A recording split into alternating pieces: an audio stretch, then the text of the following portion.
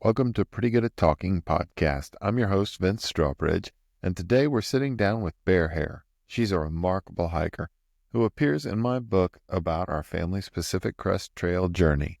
When Hare read how I portrayed her character, she gave me her blessing to keep the story as written, rookie mistakes and all.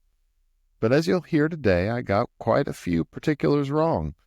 From arriving in Seattle, barely speaking English, to becoming an accomplished thru hiker, Hare's story is full of surprises. We'll get the real version of her story, talk about solo hiking, trail magic, and how the PCT changed her life. Join us for a conversation that ranges from the Cascades to the Sierra Nevada, and from literature to life-changing trail moments. Stay tuned. My book, Pretty Good at Walking, follows our family of 6 as we tackle the Pacific Crest Trail southbound, meeting incredible people like Hare along the way. You can find it wherever books are sold. Hey, Hare, it's been a long time. Hey, Vince. Glad to talk to you. Yeah, so Hare is an important person to our family in terms of our Pacific Crest Trail hike at the very least, and we've stayed in contact on and off throughout the years since then. But we ran into Hare several times. One of the things that we're doing with this podcast is we are focusing on other people's stories, people that show up in the book. So if someone reading the book, they will undoubtedly know who Hare is.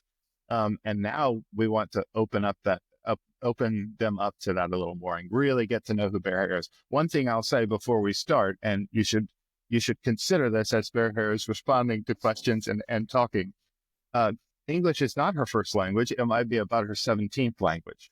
So she is 10 times smarter than me. So I'm glad to be in this conversation with her because I can maybe keep up because she has to speak in English. So anyway, Hare, we are excited to hear your story about your hike on the Pacific Crest Trail, but we don't have to limit it to that. This is really an opportunity to talk to you about you and who you are. So yeah, thanks for being here. Thank you for having me, and thank you for the nice introduction. Even if it was a little bit of lying because it's not my 17th language, but not the first neither. And I'm excited. How many is it? Depends what you count, but I think it's like 1 of 4 I'm fluent at, and then Latin, and then some other ones which I speak a little. But I'm very happy to be here and to be able to share my story, and I'm also very happy to be part of your story and the book and being invited here. I think I've talked about you also very often whenever I was asked about the PCT and about my adventures out there. And you and your family also marked my journey in many different ways. So I'm very glad to be here and to be able to talk to you. Oh, that's great. All right, so let's go way back to the beginning. How do you end up on the Pacific Crest Trail? What leads you there?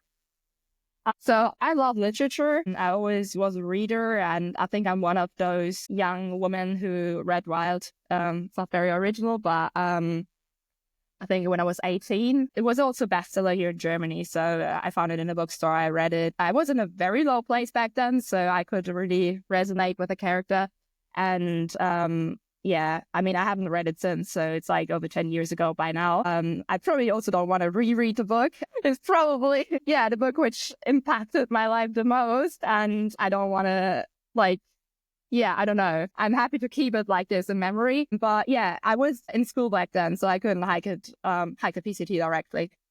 And did some shorter trails here in Europe for 3 years whenever I was on vacation. And then once I finished school, I think a week later, I was on trail, which was also the reason why I was hiking southbound, because, it was the right period. Yeah, the same reason we went southbound. That's fun. So how did you, that was it difficult to plan from doing school, and how did people respond when you said, hey, I'm going to fly over to Seattle and start hiking the Pacific Crest Trail? I would say, it's very difficult to answer because it was difficult to plan. It was also the first time I was traveling internationally outside of Europe by myself, and I think I was not as independent as I am now. So I remember the first challenge was getting to the trailhead, and the first time I was crying was already at the airport in Seattle because I got lost. I couldn't find a bus. So the shuttle. Oh,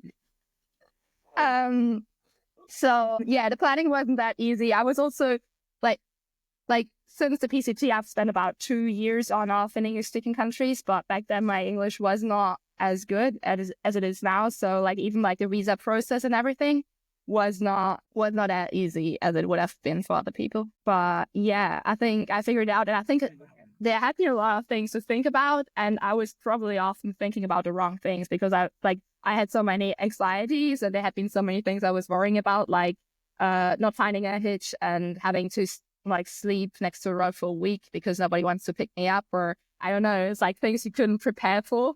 Yeah, I think I was one of I was not very prepared, I would say, like by now. But it didn't change when I hiked all the trails later on with more experience, but probably it was good. it would be so terrifying just to land in Seattle, having traveled just for the first time. How did you get to the trail from the airport? I had to get this bus, which I couldn't find. And there was a trail angel in Tacoma. I couldn't pronounce it back then. I hope it is Tacoma. Yeah. Tacoma, I think it is. Yeah. So I had to take the bus to get there, but I didn't have a SIM card, and I couldn't find a SIM card at the airport, so I had to navigate by asking people. Like also when I arrived in Tacoma, I was just like on off crying. So it's not a very heroic story, which I have to tell. I remember once I got there, Trail Angel wasn't at home, but Subi was, Miss McIver.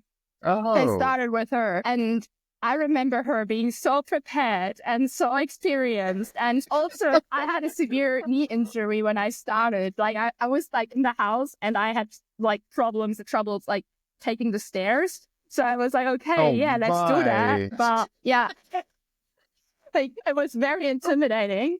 But yeah, it worked out. And then like the next day, I think we had some pizza in the evening. There was another guy, I forgot his name. He was from Norway, and he quit the trail already quite early, and like I can't remember his name. But we had been 4 people at the start, and took the shuttle, left our stuff with broken toe, and then started hiking.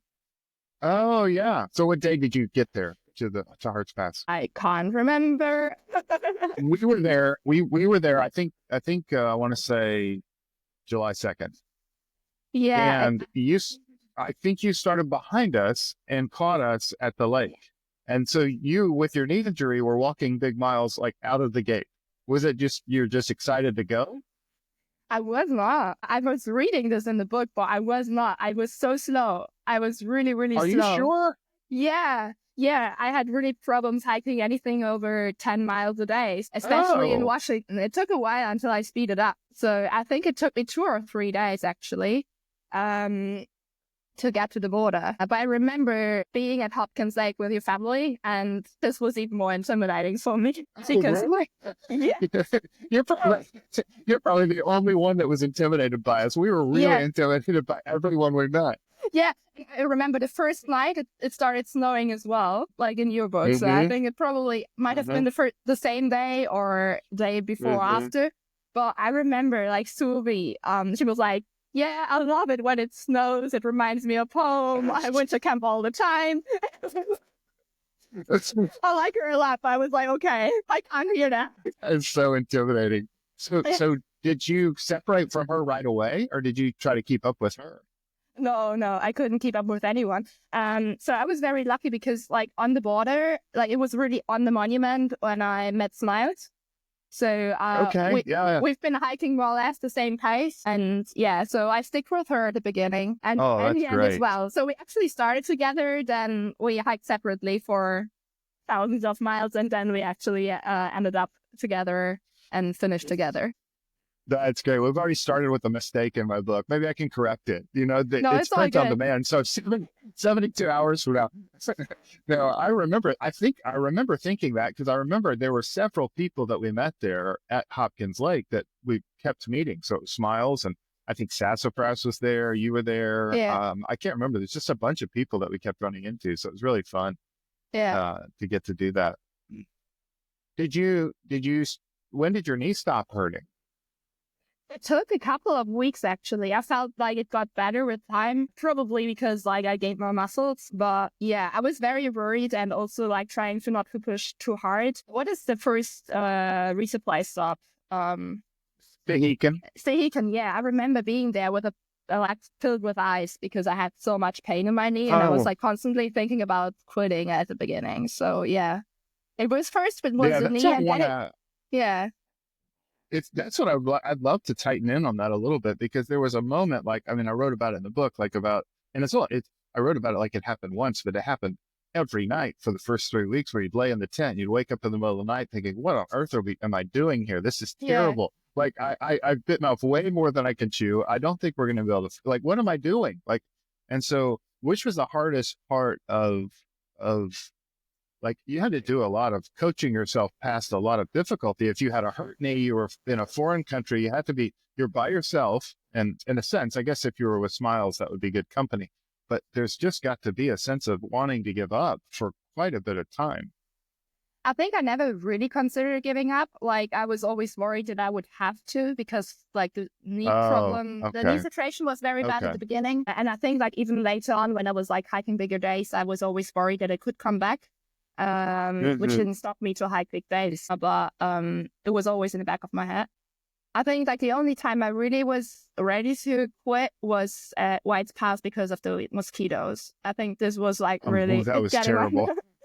So I couldn't tell anyone home because like nobody who hasn't experienced it can actually relate, and I'm super noise sensitive, so it was hell. It was hell. Like I had to stop there because it does, right?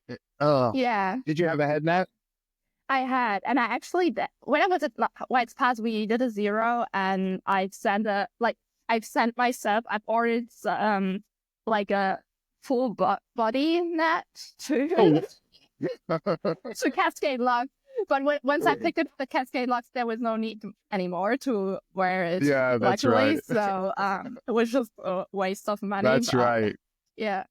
Well, I'm amazed that you didn't ever have any second doubts other than the nervousness about the knee. That's really amazing. So you must have been enjoying it. This must have been an experience that you were really appreciating. Like, of course, were the mountains unique to you? Like, were the Cascades unique to your experience in terms of the way that they looked, in terms of the way that the trail experience was? All of it, was that new?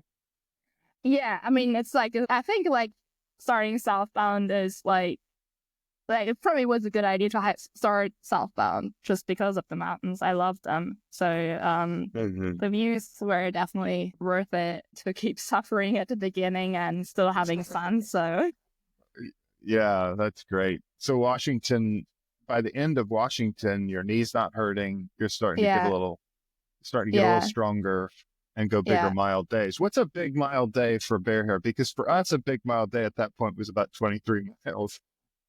In Washington, if we did 23 miles, we were doing a really big day.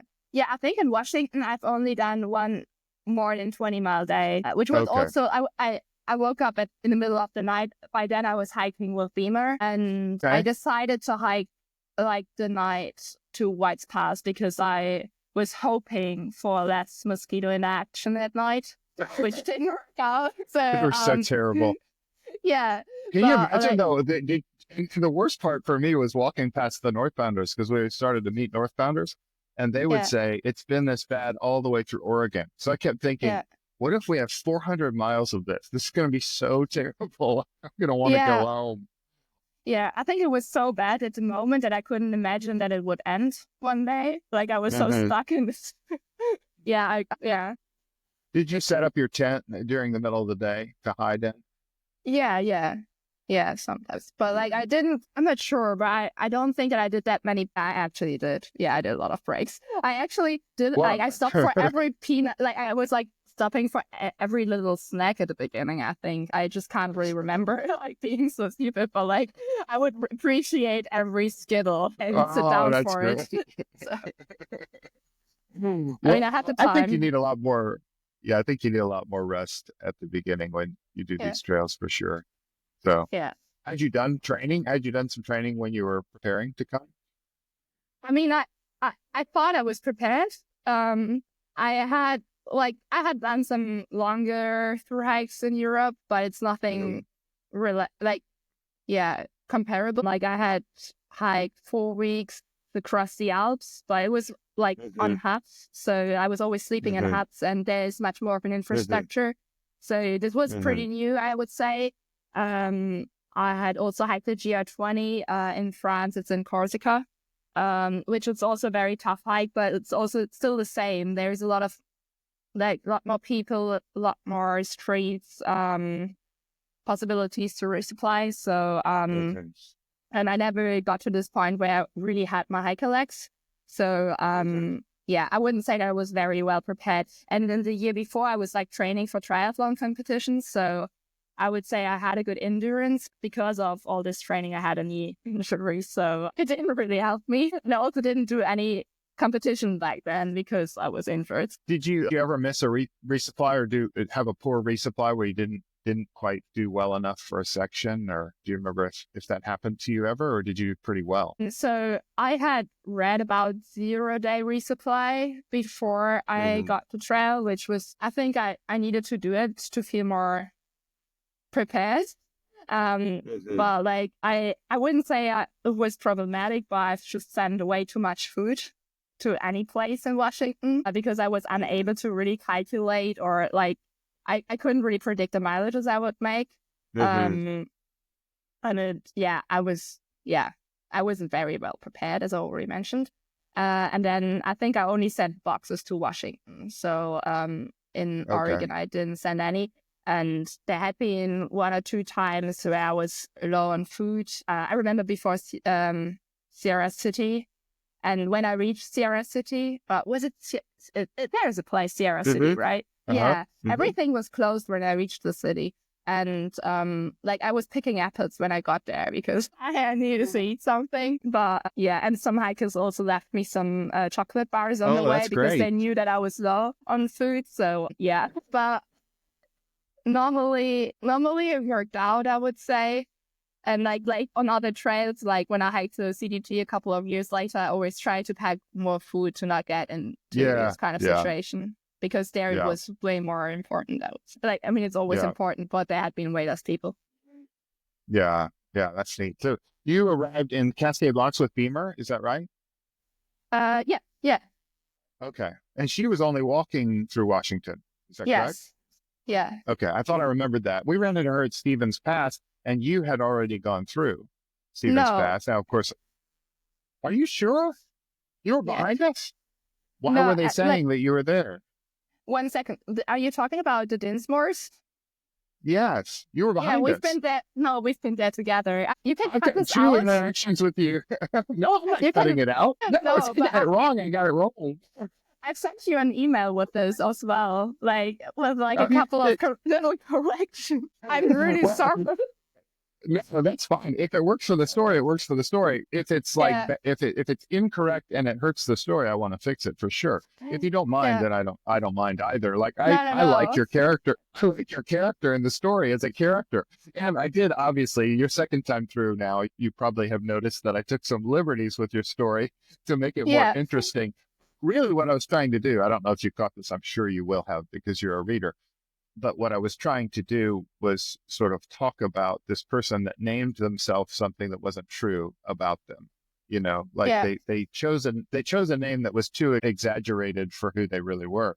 And so I was kind of teasing, I was kind of playing with that a little bit. And then I intertwined that character with you in more ways than would have been the case. So I took some liberties, and I forgot to ask you, is it okay if I did that? No, that's totally okay. And I can understand this as well, like to fill the blanks, and it's hard to remember everything in detail after a couple of years. I think it's normal to fill it with creativity. What I'm learning is what I think I'm learning now in this conversation is we had you as a far more experienced hiker than it turns out that you were, because you were going slower than I thought you were. You came into the Dinsmores behind us, and then you picked up pace because you were going big miles by the time we saw you in Oregon. Yeah, you must have just really started to fly in Oregon. Yeah. I changed hiking partners in Oregon, and I think like every day I've hiked in the first 2 weeks in Oregon was the longest day I've hiked in my life. Oh, Yeah, it wow. was also when Was my it knees fun? stopped to. Yeah, Yeah, to just say, oh my goodness, I walked because you were walking. I think you had walked at least a 40-mile day at somewhere in there. Like there were crazy yeah, numbers. I remember running into you. yeah. So No, but it felt easier than the 10-mile days at the beginning as well. But yeah, yeah, it was interesting because I think like I still had this on other trails when I was like way more experienced, but I never believed that I can make it in the beginning of a day. And then yeah. it feels easy. Like even if I have done it already, like 20 or 30 or 50 or like I don't know how Mhm. many times, but yeah, then it's not that hard. But yeah, it seems long in the morning.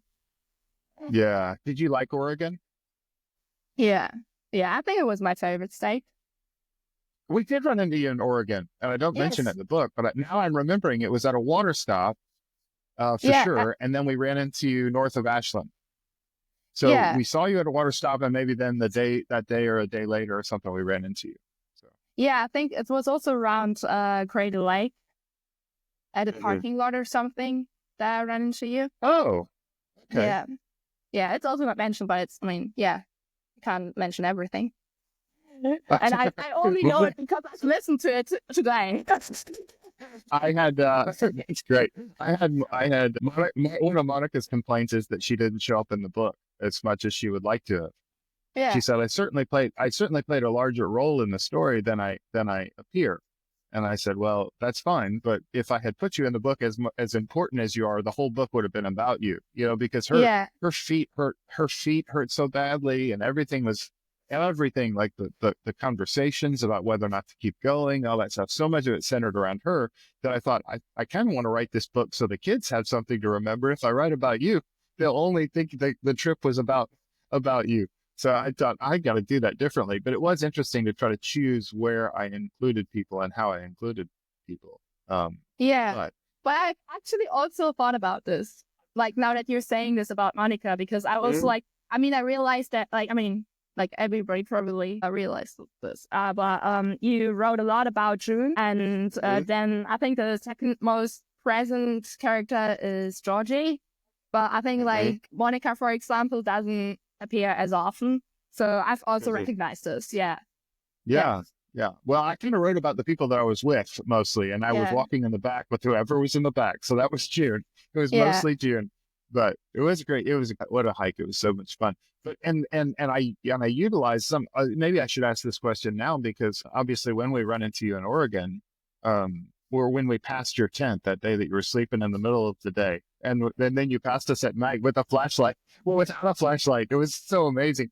But I remember that day very clearly and remember thinking a lot that day about the difference between hiking solo versus hiking with a family. And so I thought, man, this must be just such a different experience to do it that way. But man, through Oregon, you were flying. And I don't know, like I keep picturing like that mid-afternoon when, right, just before you get your second wind, just before it feels great again, that like after lunch, like when you're just not sure and it starts to get tired. I thought this must be a hard part to get through if you're hiking by yourself. But was it difficult? Was it different? I mean, I can't say was it different because you'd never hiked with your family. But, yeah. but what was it like? What was it like at that point? Were you beginning to get so? Were you beginning to get so confident and comfortable that you're just like, man, this is great. I love it because you really do seem to have a really cool appreciation for what you're walking through. So it's very difficult to say because, like, I think in Washington, I always hike a lot by myself because I couldn't keep up with people. I'm a very slow pacer. I still am. So whenever I hike long days, it's just because I wake up before everybody and I hike longer.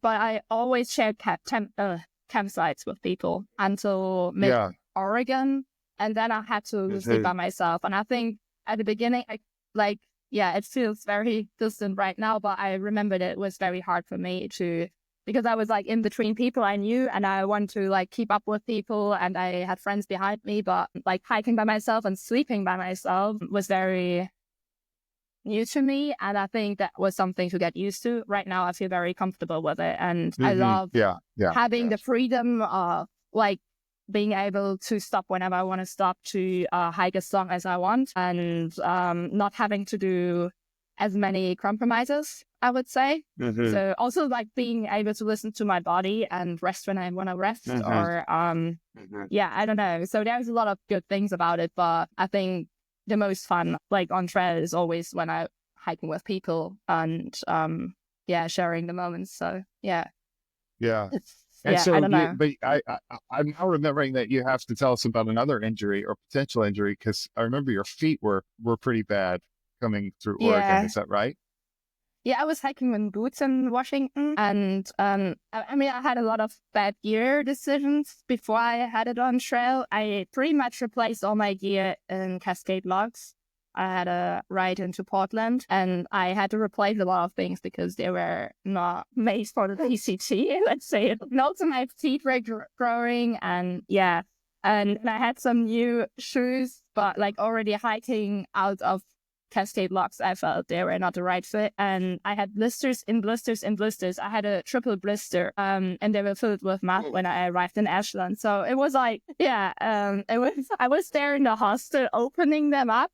And I think it was the longest shower I took in my life because, like, it was so interesting to see and so disgusting at the same time. Because we really did get word we really did get word of you at the outdoor store when we went. When Monica went there to exchange some socks. They said there was this girl that came in here, and they were telling stories about you. Yeah. No, and like since Ashland, I'm happily hiking with ultras. I've never. There's so much. Yeah, they're great. It's so much better a shoe. I bet you felt better right away. Yeah. Oh, that's cool. So from Ashland, you went. Let's say we have.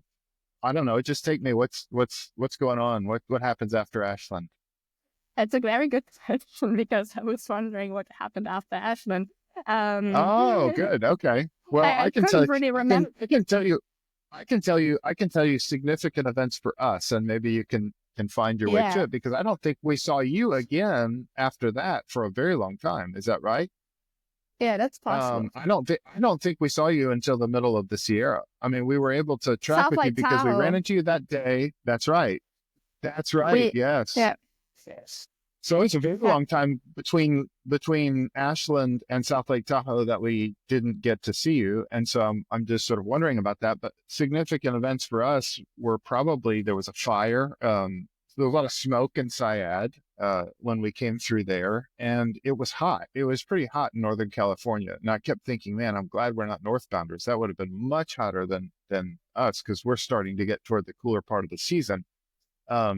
But yeah, and I remember how weird it felt to me when I crossed the California state line, and I thought, this is like, we're not even halfway and we've already entered California. This is going to feel like a really long state to me. I remember feeling that way. I don't know how that would have felt to you, but those are a couple of events I thought that was interesting. Like Oregon didn't have any water, really. It's a lot of big water carries. And then we came in California, it was a lot more water. And it was really beautiful. I didn't expect it to be so nice because people had all said Oregon's not great, and that was great. And Northern California isn't that great. And it was the Marble Mountains and the Trinity Mountains and all this beautiful stuff. And then I love the Hat Creek Rim, how like that long walk along that rim. So, and the caves, did you go on the caves? No. Oh, you passed right by them. You're going too fast. Honestly, half of the things you're mentioning right now, I cannot remember. At least not their names. So essentially, you slept logged from all the way from Ashland to Sierra City, somewhere, or South Lake Tahoe, somewhere in there. Yeah. No, I was hiking. Yeah, I was hiking longer days back then. I on off hike the Troubadour. And yeah, I don't know. You were hiking with Troubadour? Because we kept running into Troubadour. So like, how did we miss you? You must have been right around us the whole time. Yeah, it's been funny because there was like this one campsite, and I had to think about it because you're mentioning this late northbounder, right? In the book, the German northbounder. Yeah. So there was one night when I was camping with Troubadour, and like we've been cowboy camping. I think like I started cowboy camping in Oregon, and I like never stopped. I didn't pitch my tent again after the Sierras. And so there was this like German hiker, City Girl, I think her name was. And she woke me up. And then asking me if I was the German hiker as well. So because apparently That's people great. had told her that I was coming. And then, yeah, she was monologuing for like an hour because she needed people to talk to. I know all her lives, all her affairs, maybe she should cut her trail name out to keep her privacy. There you go. But, Well, and yeah, I was later going to on, ask you to finish her story. That's right. I needed. Yeah. Do you know what Yeah. happened to her? Yeah, she got rescued by a helicopter. Yeah, that's right. Yeah, she showed Yeah. up at Hart's Pass, and Yeah. not Hart's Pass. I think somebody dropped her at Rainy Pass, like the road, and said, if Yeah. I don't hear from you in whatever number of days, I'm going to call this in to emergency services. So you need to stay in contact with me. And when she didn't, that lady called emergency services, and she was found like wandering off trail in the snow. Yeah. She already had written like letters to her family apologizing for being so stupid. I've seen an interview with her later on YouTube. Yeah. Oh my goodness. I need the link to that. I'm putting the link to that down in the show notes so people can watch it, read it. That was a crazy story. She didn't even seem to like hiking. She was like, right now I'm just hiking to lose weight. Well, she said, it's exact same thing. She basically, like when she ran into us, we thought it'd be one of these short interchanges that you have with the northbound hiker. It's just kind of, the same conversation every time. But she just talked and talked and talked. And she said, please, please, please, if you see any northbounders behind me, tell them I'm ahead because I am so lonely. So she was really late season. And one of the ways that I used that in the book, and I didn't want to highlight it too much, was that we had been passing all these northbound hikers who were telling us, you'll never make it, you'll never make it, you'll never make it. But as soon as she left, I looked at Monica and I said, she is never going to make it. Yeah, but I was impressed how far she made it, honestly. Yeah, so good. Oh my goodness. What an amazing story. I had several people from back home that would send me links to that article about her story. That was something. I'm glad you weren't the German that got lost in the snow. Yeah, I'm happy. Well, as you well. almost did. Yeah. So we gave you a ride back to trail. I guess we were around, you must have been somewhere in and around, I guess, Where? In South Lake Tahoe? Down in South Lake Tahoe, because we were just about caught up to the royal family, Columbus and Blue Bear and Salty and all those people at that point. I actually don't think that you gave me a ride back to trail. I'm sorry to correct you. Because I've been actually... trail. So, I've been on trail. I actually stopped in South Lake Tahoe probably a week before you. I went back on trail. Whoa. I had an injury. I pinched a nerve in my neck, and then I got off trail after 2 days or something because I couldn't turn my head and I couldn't lift my arm. There had been a couple of problems with my body, and I had to slow down. And then I actually stayed in South Lake Tahoe for a week or so. I was staying with Trail Angels, and you were way ahead of us at that point. You were there before you were there before probably before the royal family then. And so they showed up a little bit after you then, because they were still there when we got there. Yeah. So, I That's was amazing. All we're learning. You realize all we're learning is that every time I mention you in the book, I'm wrong so far. So when are we going to get to the right part? This is why I sent you a like, can I say one thing? Please do. Like, there's You the can say most all the things. So the most significant thing you're writing about me, which is not true, is that I'm an academic expert in Russian literature, which I'm completely not.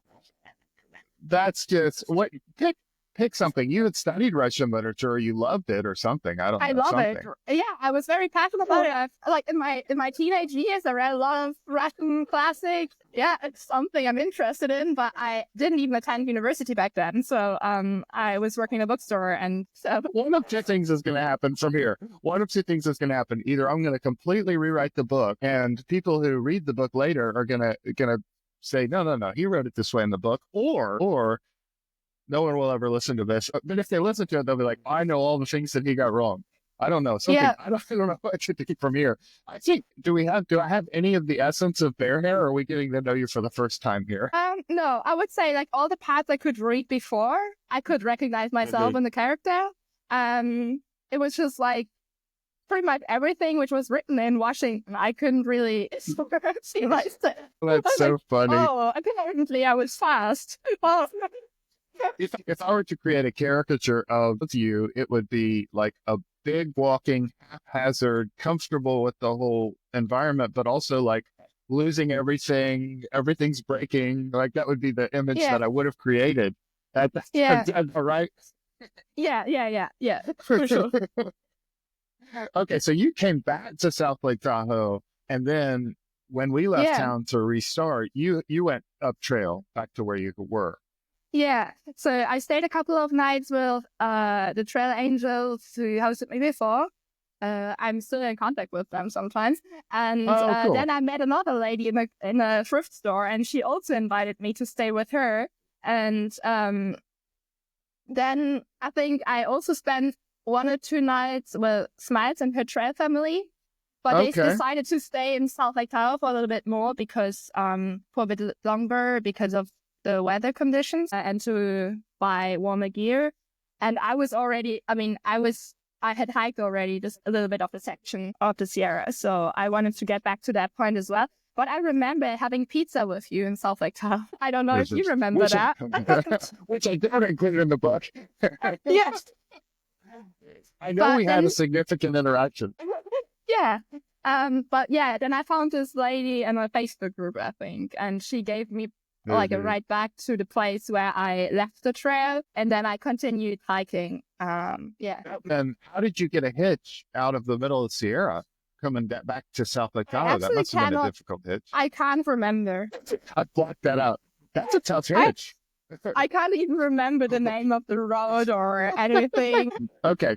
So you went through the Sierra. So you restarted the Sierra, and it was getting cold, and and the first part of the Sierra was great. It was beautiful. Everything was sunny. Those walks through like Tuolumne and coming up out of there was all beautiful. But then you must have come into Red's Meadows with some sense of that storm that was coming, because everyone was talking about it, right? Yeah. Yeah. I mean, I also knew that like the other people like behind me, like the trail family with whom I also finished the trail later on, they were all concerned about it and like wanted to wait a little bit to hike in between the storms. And I didn't really care because I wasn't checking the weather. So hold on. So you were like, I'm going out there alone into the storms. Is that right? Yeah. Okay. Home in Germany. I'm picturing people back home in Germany saying, yeah, there is, she's out there just enjoying a walk in the woods, no idea, and you're making all these decisions to walk right into a winter storm. Was it unbelievable? Maybe not your best decision in all of your hiking years. No. I mean, there had been worse, but there had been better. That's great. So, and before you left Red's Meadows, did you know that you had? Because I think I got this right. Please don't tell me I got this wrong. Your ground pad was leaking. That's possible, but there was also another moment where it was leaking as well in the after Kennedy Meadows. But it's possible that it was also leaking in the Sierras, but I had a lot of trouble in general. Like my zip for my puffy was broken and I was altitude sick and I couldn't really eat a lot. But this was great because I met a mouse donkey and worm in the Sierra and they were low on food. And they were like a bit stuck. So I gave them I had a lot of food, which I couldn't eat because my stomach was in trouble. So I gave them food and I shared their fire with me. And like 3 years later, they trail angeled me on the CDT. Like I gave them 1 kilo of like, I would have, how it's called, mashed potato stuff because I had so much mashed potato. We're so happy about it. So yeah. So this was probably the most interaction I had in the Sierra. On trail because there weren't a lot of people out there. I think it was also like the only part of the trail where I sometimes didn't see a person the entire day. So yeah. Yeah. It's beautiful though, wasn't it? It was. Yeah. I remember feeling like I remember some of those gorges, you would stand above them and you're walking down in and you're like, this is like this. You're in here. Like it felt more like we were isolated and sort of trapped inside the mountains than I had before that. Yeah, completely. So, but it was pretty. Did you get to spend any time at Ray Lakes? We had to blitz right through. Actually, I have no idea what Ray Lakes is. I was also running. Well, we ran into you because you went out Bishop. How many into Bishop and you were there when we got there? Yeah. And we were really glad. We were really glad to run into you. And I got a lot of trouble with Monica for the way that I described it the first time. She said that is not the way it happened. No, but I mean, it's probably been very similar, but I was happy to be with you. And I think, We were.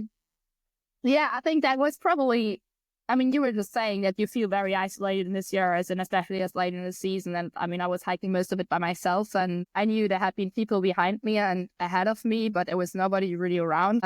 Also, I was hiking an incredibly slow, and then I was happy to not be a burden for anyone there.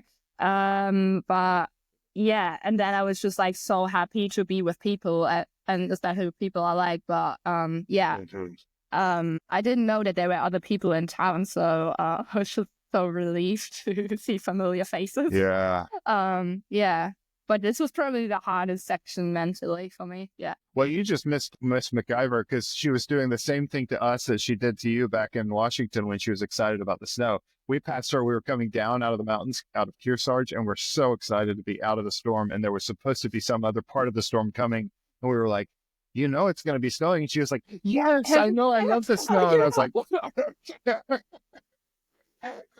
yeah. It's always just a near death experience. And she was headed right back out into it. So it's very funny.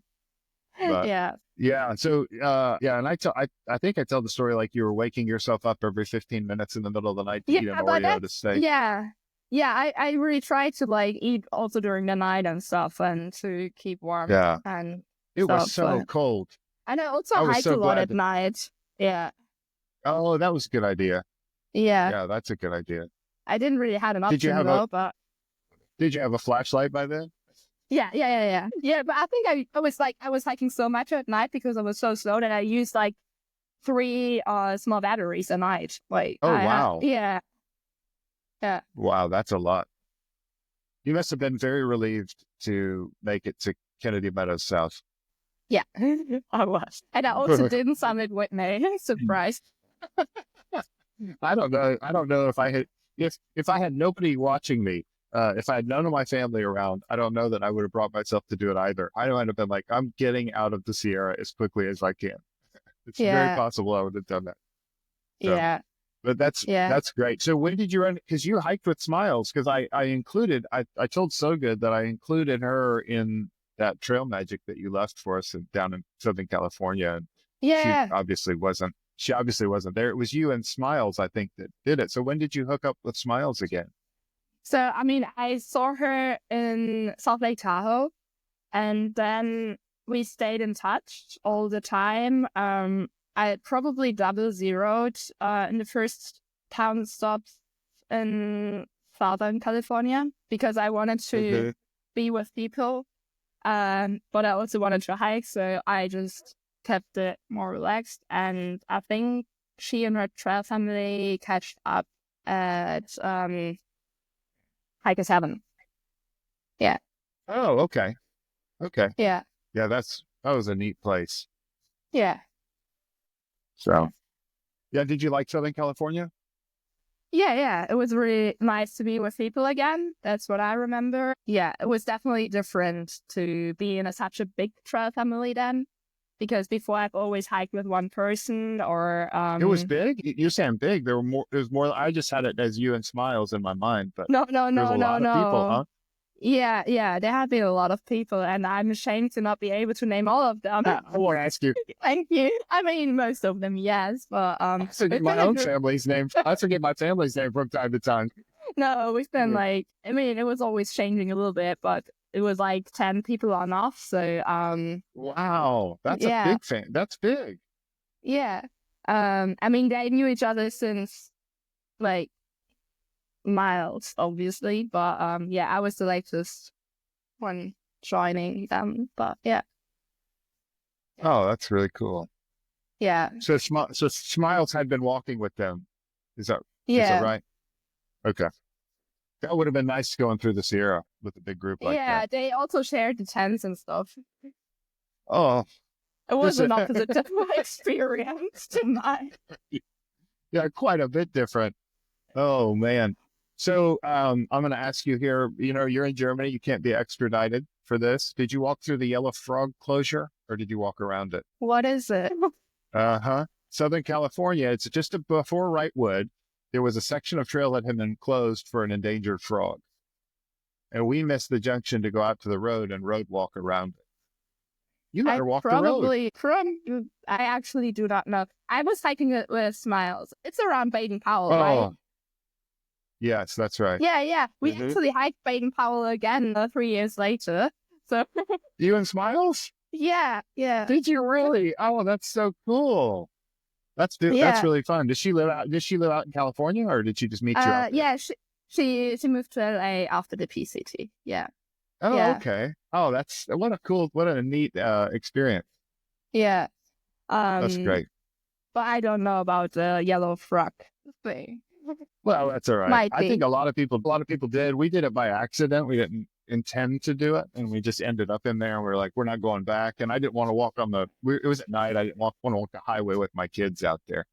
Yeah. But I wondered about that. But it was interesting. I loved thinking about water in the Southern California and just how those towns exist, and that LA gets all that water from out in the desert and groundwater from out there. It was fascinating to be in that different. I hadn't spent any time in a desert before that. Yeah. Had you? No. Yeah. No, it's been the just first weird. time. Like you walk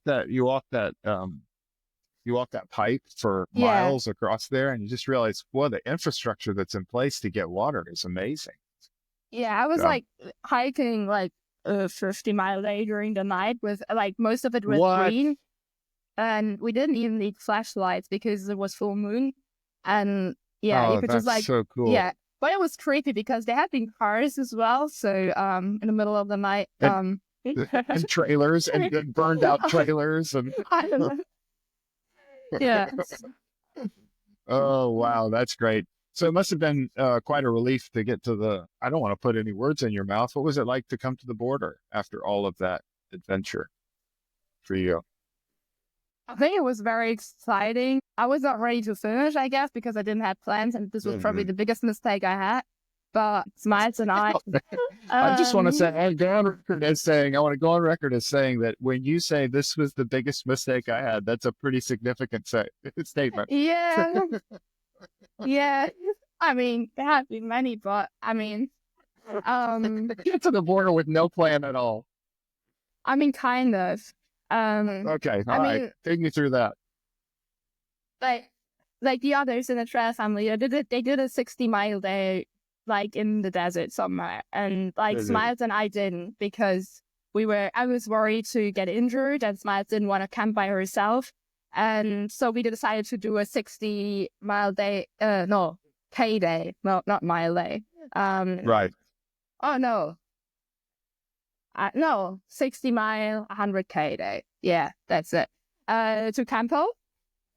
So we zeroed in Campo. There was a trail angel who picked us up, drove us to a town, which I don't remember. All right. And then we've been like just sleeping the entire day, and we like got a ride back to Campo the next day, and we only had like the 2-3 miles, I don't know how many it is, to the border, which we hiked together with the trail family. And I remember there was the partner from So Good who was already waiting for us, and he took some pictures, and it was a little party. And then there were Frodo and Scout who picked us up and who like hosted us for a night as well. And then it all comes back right now. And I have no idea how we got there, but we got there. We spent Smiles and I went to some family members. Like we visited her uncle and cousins in San Francisco, and we spent Thanksgiving together. So it was my very first Thanksgiving, and it was great. That's good.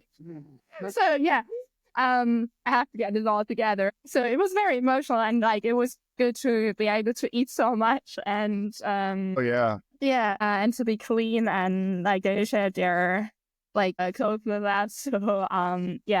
So we spent 1 or 2 days there, and then I took a flight to Australia, and I didn't know what to do. I had some friends there from another trail I'd hiked before in Europe, and I think there was a week or two when I was trying to find a job, but then I decided to go back on trail because I didn't know what to do with my life, and then I hiked another 2,000 K in Australia because I really didn't know.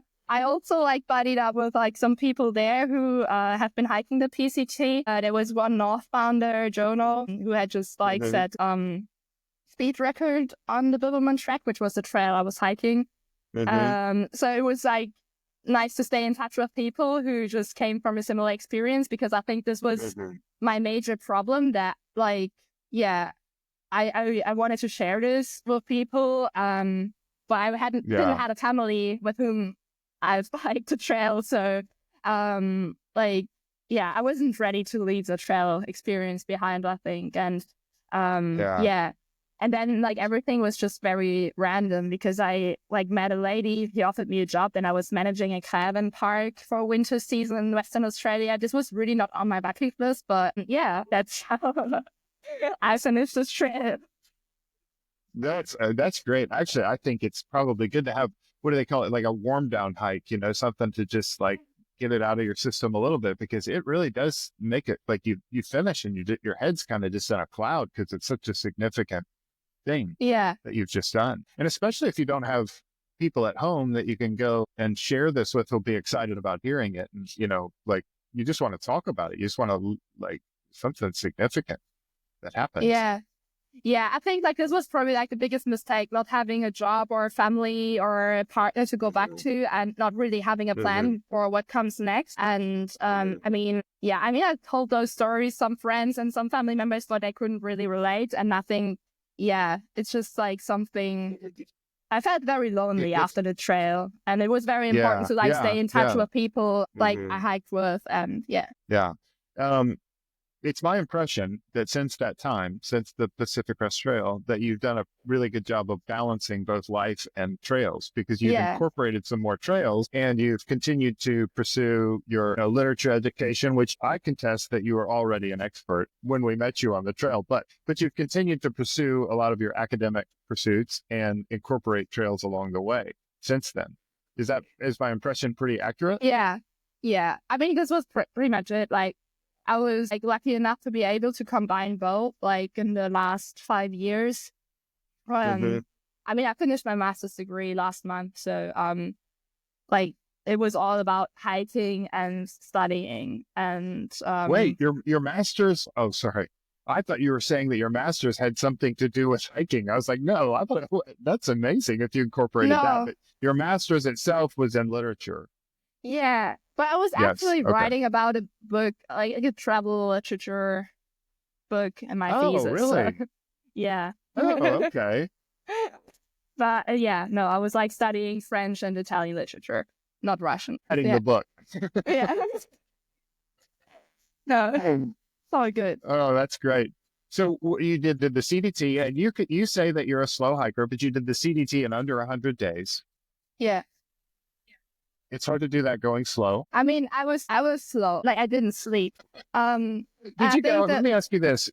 Let me ask you a question, because after we finished the PCT, like we pushed pretty hard for us. We went about as hard as we could go, and we slowed down through the desert. We did a pretty rapid pace for a family, and then we were approaching the CDT, and I would say to myself, "This time I'm going to do it different. I'm going to take long breaks at lakes. I'm going to stay at really cool places. We're going to spend 0 days on trail and fish and camp and have fun." And then we get there and we just want to go. We just want to go. Like, so my intent was to make it this slow and careful experience. And I never was able to do that. When you did the CDT, were you just like, I'm going to knock this thing out? Or did you have intent? Were there things that you meant to do differently than you did on the PCT? Or were you just going to hike it? I think I did the same mistakes. I was completely unprepared because I decided very spontaneously to hike the CDT. I think like just 3 weeks prior or something. And I don't know, like I was counting on my experience, but at the same time, I was such an imposter hiker. So it was like, oh yeah, the PCT worked out, but like a CDT is much harder. And like, so I didn't really have much expectations. I knew that I had to go fast to do it in my summer break, but I was not really counting on that. I was expecting it to take more time. So I didn't go like start a trail saying I want to do it in less than 100 days. It just like ended up because of the people I was hiking with. and there hadn't been a lot of people on trail because there had been travel bans and stuff. So we on the CDT, we did the same thing. We thought we were experts and we wouldn't have any trouble. So we would stop at lunch, or we would stop for camp or whatever, and we would dig in the bag, and I'd say, who has the, and we forgot so many things. It was unbelievable, like what we didn't have. It was really embarrassing. Yeah. There's like the Bob Marshall Wilderness or something, right? And the Bob Marshall. I lost my power bank on the second day. And you know what? Your Instagram post was maybe my favorite I've ever seen, was from the Bob Marshall Wilderness, where you said, I was bluff charged by a bear here, and you had some circle, and then you drew a long line, and you said, and I stopped crying here, or cried till I got here, or something like that. That's possible. I can't remember this post, but I remember it now. So you can't remember a bluff charge from a bear? No, I remember the bluff charge. I just can't remember the post, but it was so good. It was really fun. Yeah, also, like, I can't remember the name of the town, but there was another place in Montana where there was a bear standing in front of me. So I was just, like, really scared all the time. Jeez. I was so, like, I think this was, like, I would not hike the CDT again. Honestly, I was just, like, really anxious all the time. And I didn't stop yelling, hey, bear, every 30 seconds until, like, Colorado. It was so annoying to... Yeah, I was always hiking by myself, like camping with other people, catching them up in the like late at night. And like probably, hiking by yourself, like it's probably more likely to run into wild animals. And I don't know. I'm sure that there are a lot of people who don't mind encountering a grizzly, but I do. So I was constantly anxious. And there had been like also like having to hang your food. Like on the PCT, I got comfortable enough towards the end to like sleep with my food. I didn't mind that much.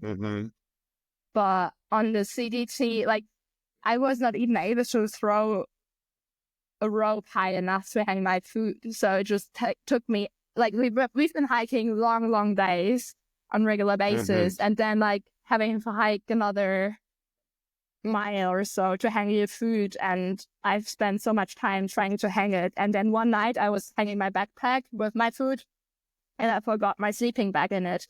It was just so frustrating all the time. So yeah, especially with the mosquitoes. If you were ever trying to hang your food in the mosquitoes, that was just so miserable out there. I didn't mind the mosquitoes on the CDT though. You didn't? Okay. I had other problems. Other things to worry about. I think the CDT was our favorite trail, all of us. Really? So, yeah. So that's really interesting. I saw some pictures sometime. I don't know if it was our second. Yeah. Oh, yeah. And we, to people who haven't hiked the AT and are considering it, I try to say that it's a good trail and that we messed it up. Like we were the problem because we had bad attitudes. But a lot of people don't really like the AT, but I don't know. Like what drew you back to the CDT? There's a lot of trails in the world where you just like, I mean, it was a 3-week notice. Did somebody say, hey, I'm hiking it? Or did you just like wake up in the middle of the night and say, that's it, I'm going? No, I wanted to hike it. I think it was like since the PCT, I always wanted to hike again.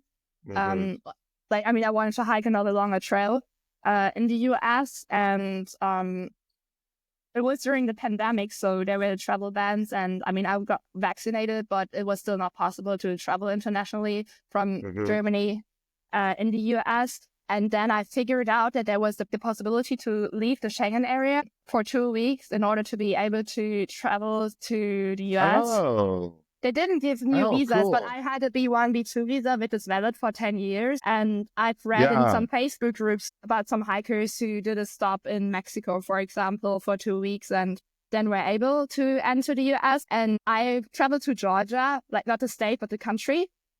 And I did some hikes there, which was great because the country is beautiful and there were really pretty trails and I met a lot of nice people there. So it was also good to get my trail legs, and it was a country which was already on my bucket list. So, and then I had to find like flight combination which wouldn't stop over in any travel ban country, and I sometimes made it happen. And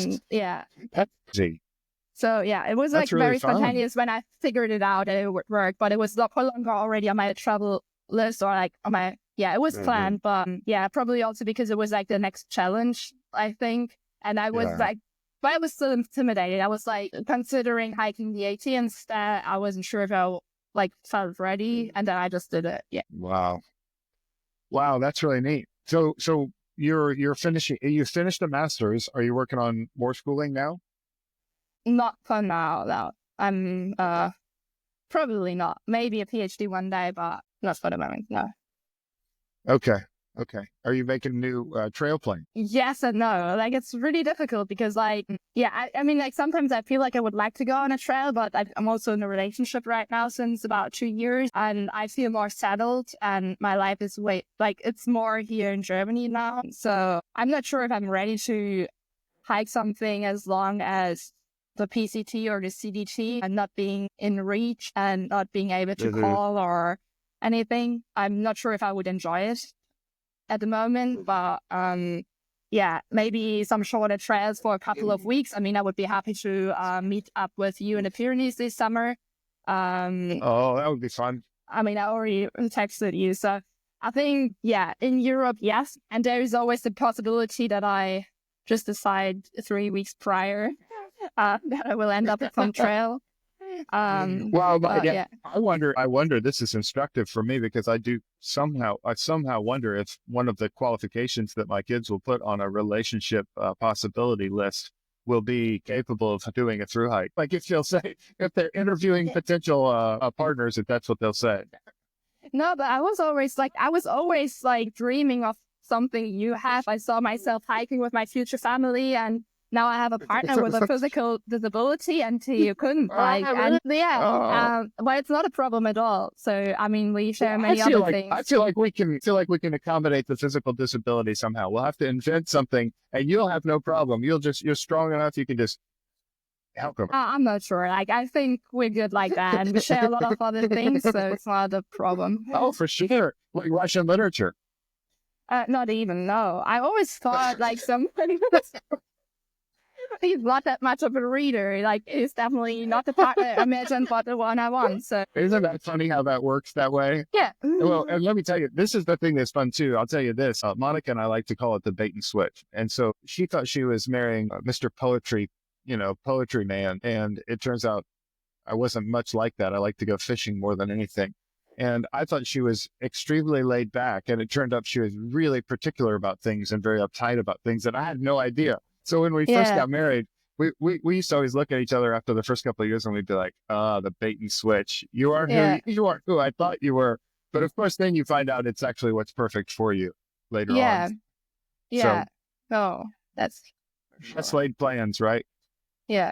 Well, that's cool. Bear Hare, this is so much fun. I don't know. I think it's actually more fun for the fact that I got almost everything about the story wrong.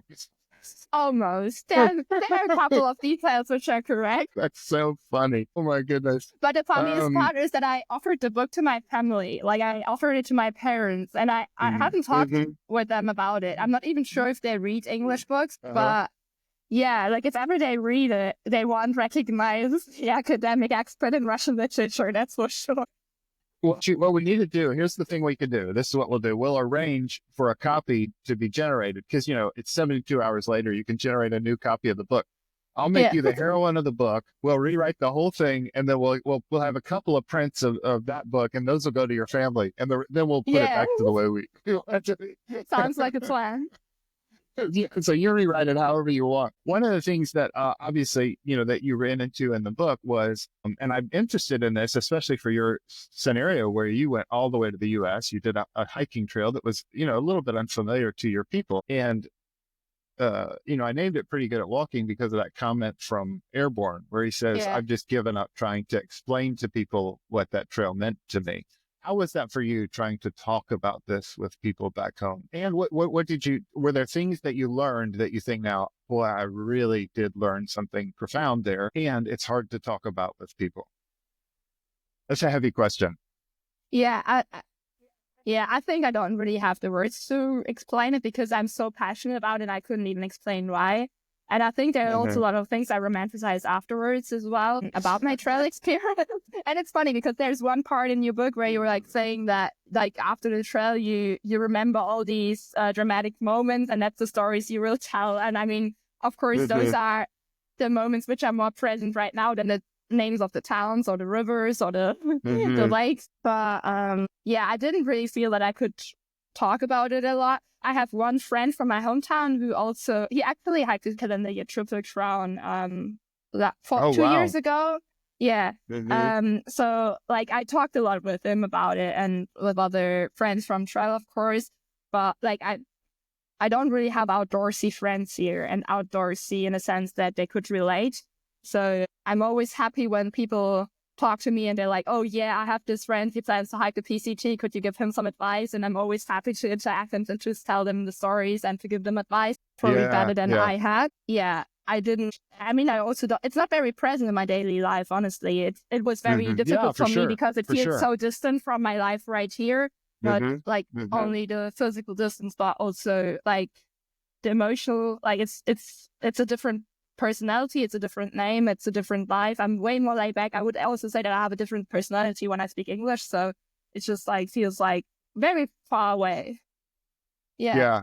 You said and you don't have to answer if this is too personal, but you said that you were in a low place when you read the book. Were you in a different place when you came to hike the trail, and did it impact that for you? Like, did you show up to the trail in a low place, and did it do anything for you beneficial?